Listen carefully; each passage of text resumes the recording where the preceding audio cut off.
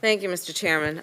There is so much that has taken place over the last week and during the course of this hearing that frankly stirs in me, as in my colleague Senator Booker and others, great emotion.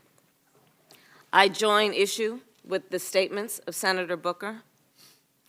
I am deeply concerned and troubled about the words that I believe that Dick Durbin has shared with us that came from the President of the United States. I believe that the words spoken by any president of these United States are powerful words and should be spoken with a spirit of unifying and not dividing our country, should be spoken in a way that brings dignity to other human beings and does not demean them. I am deeply concerned when we are just having celebrated the birth of Dr. Martin Luther King, who spoke about the effect of racism in this country and words that are motivated by racism. For so many reasons, they are harmful. They have led to death. At their mildest form, which is not mild, it suggests to one group of people that they are inferior, and to another that they are superior to their fellow man. This is a pivotal moment in the history of our country. When we are having discussions about whether the people of Norway, and I will use your words, Madam Secretary, and you spoke about how they were referred to as, by contrast to the people of Africa and the various countries, the 54 countries of Africa, and Haiti, and we speak of them, and you've spoke of them, according to the President, as the people of Norway. Well, you know, they work very hard. The inference being the people of the 54 states of Africa and Haiti do not. That is a fair inference. And you run the Department of Homeland Security, and when you say you don't know if Norway is predominantly white, when asked by a member of the United States Senate, that causes me concern about your ability to understand the scope of your responsibilities and the impact of your words, much less the policies that you promulgate in that very important department. You opened by talking about a number of statistics that paint the threats the country faces from terrorism. In particular, you spoke of those who commit acts of terror who were not born in this country. The study you mention, however, leaves out some of the most rampant terror attacks that we've seen lately, which are domestic acts of terror. As has been mentioned, there is a report from the FBI and DHS which outlines white supremacist extremists, and I quote, the report says, will likely continue to pose a threat of lethal violence over the course of the next year. The report states that white supremacist extremists are responsible for 49 homicides and 26 attacks from the year 2000 to 2016, more than any other domestic extremist movement, I'm quoting. It is deeply troubling that in your opening comments, when you talk about the threats to our nation, our homeland, to national security, that you failed to mention a report that outlined a very specific threat to us as the American people. Deeply troubled. You must understand the inference, the reasonable inference that the American public is drawing from the words you speak, much less the words of the President of the United States. Now, I'd like to move on and talk about your management of your agency. You and I spoke several times during your confirmation process, both at a personal meeting on November 2nd and in your November 8th confirmation hearing before the Homeland Security Committee. In your confirmation hearing on November 8th, you stated you would issue guidance to your agents stating that DACA recipients and dreamers are not enforcement priorities. Have you done that? They are not enforcement priorities, ma'am. Have you issued that statement and that to your agents, that guidance? That is clear from the ICE. That's not my question. I personally have not, no. You also committed that you would make clear to DHS employees that DACA recipients' information would not be shared for enforcement purposes. Have you done that? I have verified that. It is not proactively shared. If it's a national security threat, that's a different matter, but DACA information is not proactively provided. I have verified that. That's not my question. Not have you verified it. That's clear to me. It's in policy. It's an existing written documentation. My question, I will repeat, is based on a commitment you made to me in another United States Senate hearing. And I'm saying that written is already exists. So I didn't need to redo it. It already exists. That is not the point.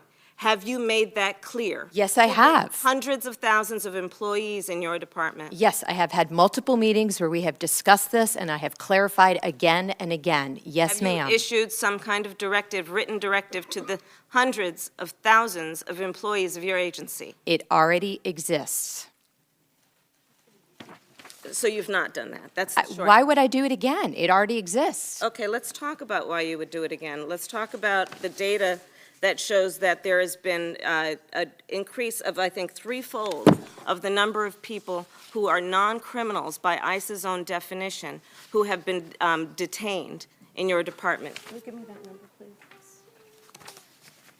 How do you reconcile your point, which is that it's clear to the agents in your department, when the data supplied by your own agency does not reflect that? The data that I have has 92% last year being criminals and those with final orders of removal.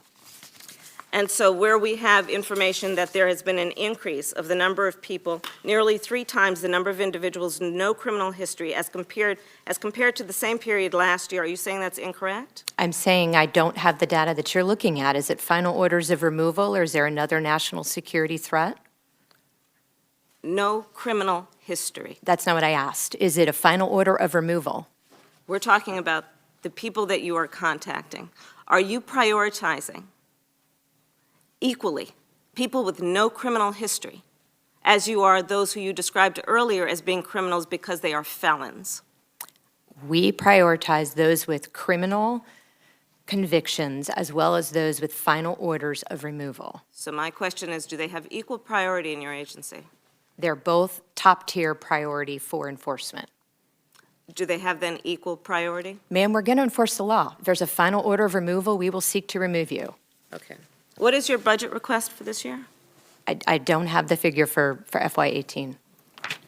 Do you believe that your department and agency is adequately funded or that you are in need of resources? It depends on the particular area, but we have worked very closely with the administration to ensure that we do have the tools and resources we need to do our job.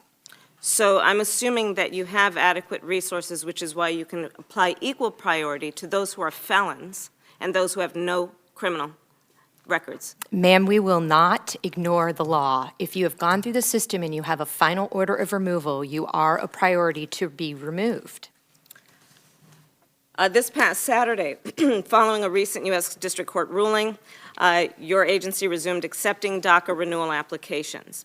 Will you commit to providing direct notice to all DACA recipients about their ability and right to renew? I will look into that, yes, ma'am. You will recall that when you By the way, it's posted on the website, and it's posted for anyone who is a current DACA recipient that they can read it and understand how they can reapply. It is also posted on your website, is my understanding,